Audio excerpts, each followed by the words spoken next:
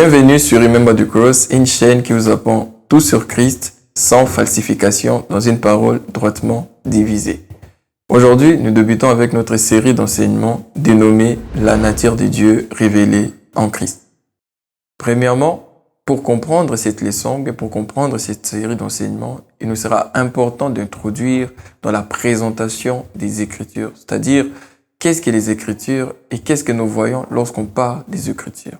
Sans plus tarder, on va prendre notre premier texte qui est celui de Jean chapitre 5, le verset 39, où Jésus s'adressant aux Juifs, il leur dit « Vous sondez les Écritures parce que vous pensez trouver en elles la vie éternelle, mais les Écritures que vous sondez témoignent de moi. » Ça, c'est dans Jean chapitre 5, le verset 39.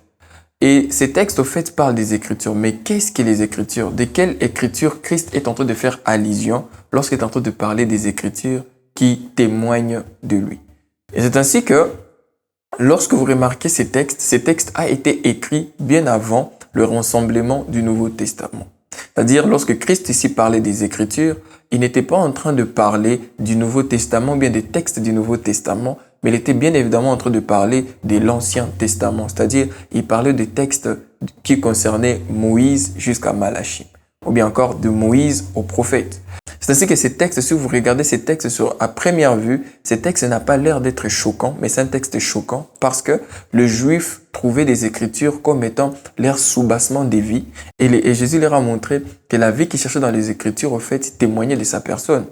Et c'est ainsi que, aujourd'hui, il sera important de comprendre maintenant comment est-ce que les Écritures témoignent de Christ. Et comme vous le savez déjà très bien, ici, il s'agit bien évidemment de l'Ancien Testament. Donc, nous avons notre texte de 2 Timothée, chapitre 3, le verset 16, où lorsque l'apôtre Paul est en train d'écrire à son fils Timothée, il lui dit une chose, il lui dit « Toute écriture est inspirée de Dieu, utile pour la doctrine », je lis dans la version King James bien sûr, « utile pour la doctrine, pour convaincre, pour corriger, pour instruire dans la droiture. » Amen. Et lorsque vous regardez ces textes encore ici, quand il parle de toute écriture ici, il ne fait pas encore allusion au Nouveau Testament. Il fait aussi allusion à l'Ancien Testament parce que rappelez-vous que lorsque l'apôtre Paul est en train d'écrire ces choses à Timothée, il est en train de les lui écrire avant même que les Nouveaux Testaments ne soient rassemblés. C'est-à-dire, lorsqu'on parle des Écritures ici, on fait allusion spécifiquement à l'Ancien Testament. Pour dire quoi? Si on colle les textes de Jean chapitre 5, le verset 39, et les textes de 2 Timothée, chapitre 3, le verset 16 qu'on a vu, on voit d'abord que les Écritures concernent la personne de Christ, et les Écritures qui concernent la personne de Christ sont les Écritures qu'on trouve dans l'Ancien Testament, sont les textes qu'on trouve dans l'Ancien Testament. C'est-à-dire la bonne manière de lire l'Ancien Testament, c'est lire cet Ancien Testament étant focalisé sur la personne de Christ. Car si vous ratez la personne de Christ en lisant l'Ancien Testament, vous avez raté votre lecture, votre étude des Écritures. J'aimerais encore prendre notre texte pour essayer d'amplifier ce que je suis en train de dire.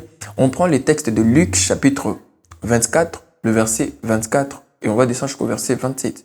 Vous remarquerez ici que c'est Jésus ressuscité, au fait, qui rencontre les disciples sur le chemin d'Emmaüs. Et lorsqu'on rencontre les disciples sur le chemin d'Emmaüs après sa résurrection, ces disciples étaient tristes. Ils savaient que le Christ était déjà mort et c'était fini pour eux. Parce qu'ils voyaient déjà en Jésus le Christ qui devrait venir.